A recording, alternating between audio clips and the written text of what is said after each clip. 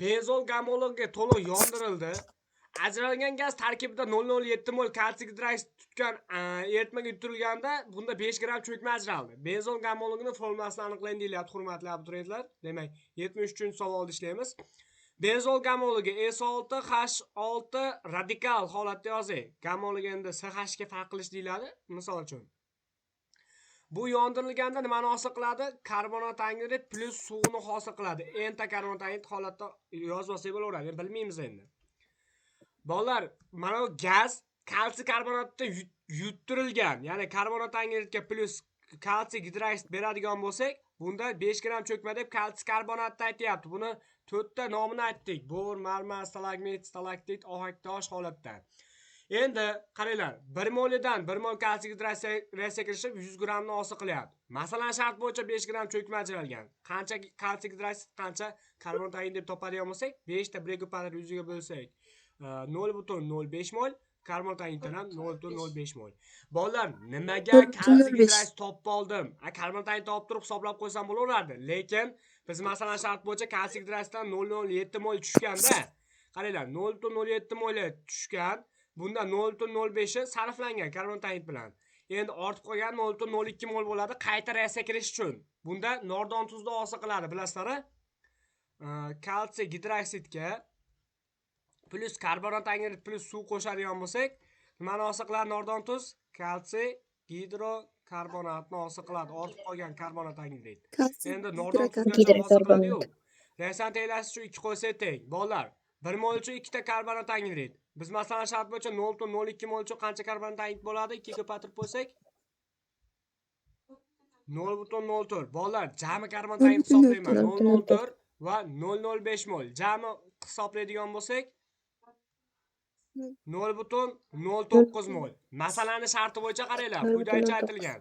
0,01 mol uchun kislorodda yondirilganda umumiy 0,09 mol karbonat angidrid hosil qilsa, 1 mol uchun qancha deb hisoblasanglar, uglerodlar soni kelib chiqadi. 0,09 ni 0,01 ga bo'lsak, 9 ni 1 ga bo'lganimizga teng. Ya'ni endi qiymati 9. Demak, S9H12. Yana bir nomi nima edi? To'g'ri. Kumol yoki izopropil benzol. 74. Bolalar eshitamiz. Benzol siklogeks aralashmasi to'liq dehidrogenlanganda katalizator temperaturada aralashmasi massasi 1,2 gramga kamaydi. Olingan mahsulot quyosh nuri ishtirokida xlorlanganda massasi 85,2 gramga ortdi. Dastlabki aralashma massasini gramda hisoblang deyilyapti. Mana buni o'chirib tursam maylimi? Video davomida yozib nima qilib olasizlar? Xo'p, bolalar quyidagicha ishlaymiz. Benzol va siklogeksan. Biz masalan sharti bo'yicha benzolimiz S6H6, siklogeksanimiz qanaqa edi? S6H12. Bolalar, dehidrogenlan degan nima degani edi? 12. Ana, demak bundan hosil qilishimiz kerak nimani? Dehidrogenlar benzol olamiz. S6H6 plus vodorodni 3 molekula. Bolalar, biz masalan sharti bo'yicha 1,2 gramga kamaydi deyilyapti. Kamayish, mana bu 3 molekula vodorod deb yozib qo'ydim. Kamayish gaz hisobiga boradi. Mana gazimiz. 3 ta 2 ga ko'paytiradigan bo'lsa 6 gram. Biz masalan sharti bo'yicha 1 mol siklogeksanni 6 gramga kamayish gaz hisobiga boradigan bo'lsa, 1,2 gramidan qancha deb hisoblaysizlar? 0,2. Benzoldan ham shuncha bo'ladi, ya'ni 0,2 mol bo'ladi. Endi hurmatli abituriyentlar, biz masalan shart bo'yicha olingan mahsulot quyosh nuri ishtirokida xlorlangan deyiladi. Demak, olingan mahsulot biz benzolga nisbatan o'lchashimiz kerak. S6H6 xlor beryapmiz bolalar. Nimani hosil qilardi? Geksoxloranni hosil qilardi yorug'lik ta'sirida. S6H6 xlor 6. Kamayish ortish yoki kamayish yana gaz hisobiga, bu degani xlor hisobiga deyilyapti. Endi biz masalan shart bo'yicha 85,2 gramga ortdi deyilyapti. 1 mol uchun 3 molekula xlorning massasini hisoblaymiz, molekulyar massasini. 71 ni 3 ga ko'paytirsak 213 gram. 85,2 gramdan necha mol deb hisoblaysizlar? 0,4. Bizda 0,2 mol edi. Biz masalan shart bo'yicha nima so'ralgan? dastlabki aralashma massasini hisoblang deyilgan. Demak, Dastlabki aralashma dastlabki massasi. aralashmada bu 0.2 ni siklogeksanning massasi necha gramm?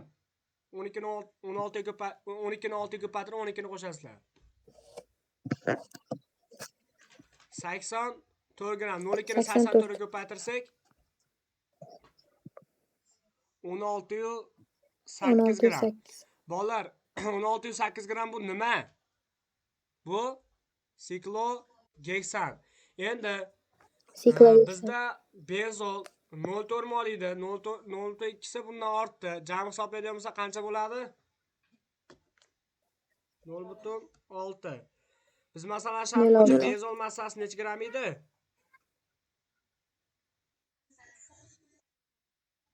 78, 40,8 bo'ladi. Dastlabki aralashma massasi so'ralgan. Hop, 0.2 ni ko'paytiramiz 78 ga. 15 u 6, 16 u 8 ni qo'shadigan bo'lsak 32 4. Hop. Mana bu uchun 0.2 mol sarflangan. Mana bu uchun 0.4 mol hosil bo'lgan xlorni ortish uchun. Endi ayrimiz. 0.4 dan 0.2 ni ayirgan bo'lsak 0.2 mol benzolga ortib qoladi. 0.2 ni ko'paytiramiz 78 ga necha gramm bo'ladi?